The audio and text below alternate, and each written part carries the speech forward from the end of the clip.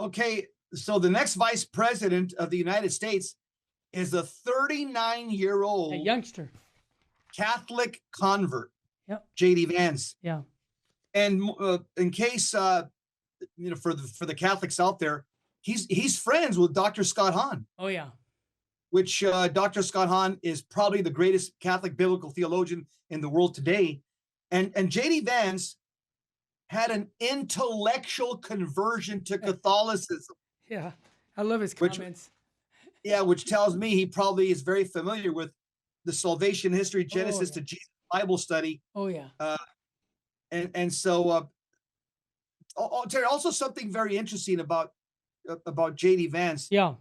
is that he was baptized and confirmed in the Catholic Church in a ceremony at St. Gertrude's Priory in Cincinnati, Ohio. Yeah. Tell us who he took as his patron saint. I love this. Yeah, he chose St. Augustine of Hippo, Oh, my goodness. his confirmation saint. Yes. Yes. And J.D. Vance said he converted because he, quote, became persuaded Yep. over time Yep. that Catholicism was true, and Augustine gave me a way to understand my Christian faith in a strongly intellectual way, close quote, further describing Catholic theology's influence on his political views. Again, Terry, he's an intellectual convert, Yeah. and that's good for us. That's good. He's only 39 years old. Right. Which the fact is that J.D. Vance, he also said this was posted on the internet. He said, quote, "One of the things I love about Catholicism is that it's very old. I take a longer view. Mm-hmm. Hope of the Christian faith is not rooted in any short-term conquest of the material world, but in the fact that it is true, and over the long term, with various fits and starts, things will work out." Oh, by the way, I don't want to give a cheap plug. When J.D. Vance discovered that the Catholic Church is the one true church, Yes. this book comes out in 3 days. All right. It's called One Lord, One Faith, One Church by Jesse Romero. Get it. This book here, it demonstrates what J.D. Vance has discovered, what Candace Owens has discovered, what Jordan Peterson's wife discovered, and many others, that these are Jesus-loving Protestants, these people that I quoted. Right. And when a Jesus-loving Protestant wants to find the true church, oh, yeah, all roads lead to Rome. That's what that book shows, that any way you slice it, it all comes back to the Roman Catholic Church in 33 AD, started by Jesus Christ of Nazareth. And I proved that thesis in that book. Terry? Jesse, one more thing people have called me about. My traditional Catholic friends have talked to me, said, well, he's not 100% pro-life. I get that. Back in November of 22, he actually declared on the campaign trail that he was, 100% pro-life. However, Vance, a self-professed Catholic, is known to be the supporter of the exceptions in the abortion law in a statement after the passage of the Ohio's pro-abortion constitutional amendment. Let me explain something. The heartbeat law that we got in many states says that if you can get the heartbeat, then the baby is protected, and with one exception, where the mother's life is in danger. Now, again, how does that compare to the other side?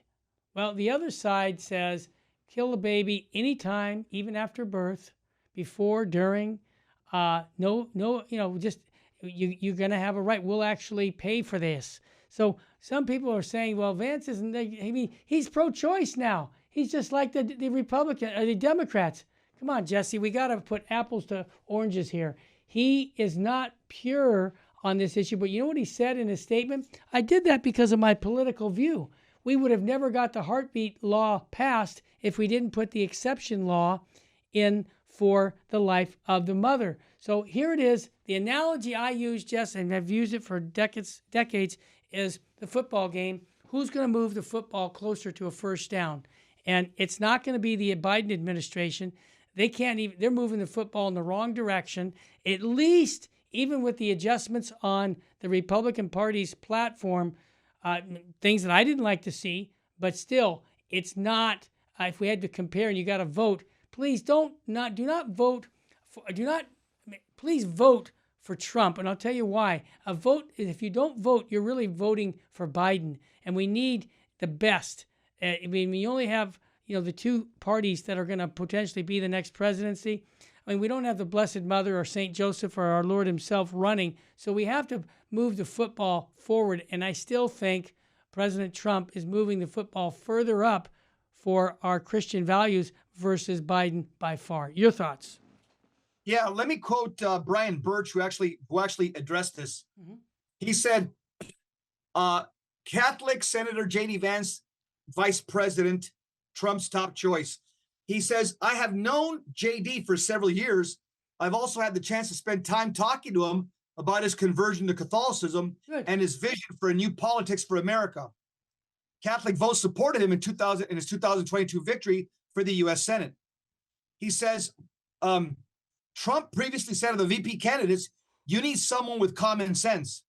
J.D. Vance not only fits the bill, he also represents the vision for the country that we have long embraced, a vision that proudly prioritizes American workers, families, and children, a vision that proudly puts the needs and interests of Americans first while pushing back against the secular, technocratic, and globalist agendas of our elitist corporate and political class that despise common people and our common moral and religious way of life.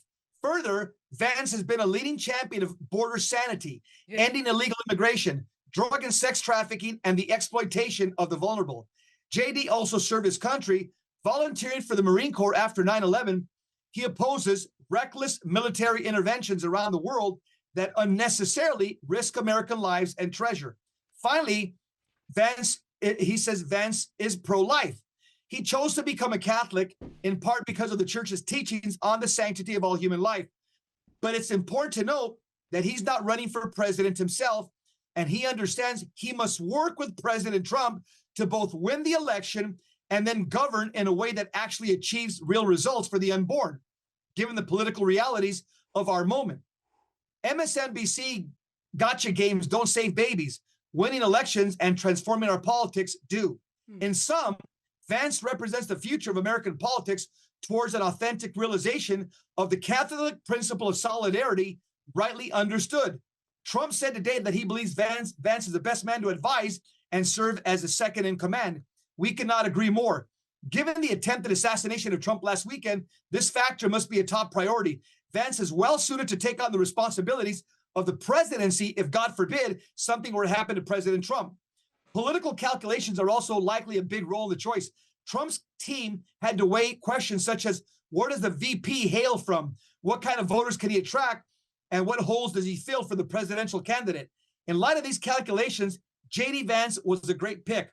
Vance is perfectly positioned to win the support of working class Americans left behind by the policies and greed of selfish elites. He's smart, principled, and refreshingly not part of the Republican establishment. It's time to move. We need the help of every Catholic right now. Harry? Can I mention one more thing about him? He blames the past U.S. administration for the transfer of U.S. manufacturing to China. He's for the guy that wants to work here. Says it's a war of tired slogans. Has been effectively empowered to rival the weakened and European allies. Vance asked how to build a foreign policy which works for American middle class. As he went on, it becomes clear that none of his excellent arguments against lies which sell forever wars apply to the permanent state of emergency sponsored by U.S. in Israel. He says, turning to the Bible, this is interesting, Jess, one of his favorite passages. Turning to the Bible, he says, one of my favorite passages of the Bible, by your fruits you shall know them. He does not mention the fruits of the U.S. Israel alliance in any details, as they would not support his argument. People agree, disagree. Instead, he cites more of the wars by Benjamin Netanyahu. The fruits of these are wreckage and disaster. The left in Afghanistan. You remember when we left Afghanistan, Syria, Iraq, and Lebanon. So people are terrified of confronting new arguments. Vance says boldly, going off the message of the Business Forever War, he explains, I believe they're terrified of confronting their own failure over the past 40 years. Good thinker. Terry, here's another thing I can say about J.D. Vance. Tell me. He's the pragmatist. He's looking at the American landscape. Let me break it down. Yeah, go ahead. Out of every 10 Americans, 3 Americans are nuns. Yeah. They're not religiously affiliated with any religion. 3 out of 10. Mm-hmm. 4 out of 10 Americans are Protestant. Okay. Yeah.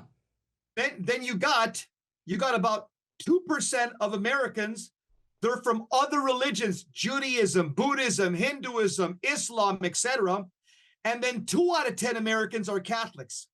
So this country, pretty much on the pro-life issue, the default position is the Protestant ethic position, Yeah. like Dr. James Dobson and all the others that hold to, they believe in pro-life except, or they're against abortion except for these exception clauses. Yes. James Vance knows, Terry, he's not ready for president, and he's not ready for the Roman monarch, the Catholic monarch. Right. He's a vice president that wants to move the football and defend as many human lives as possible. Right. But he has to get in office in order for him to do that.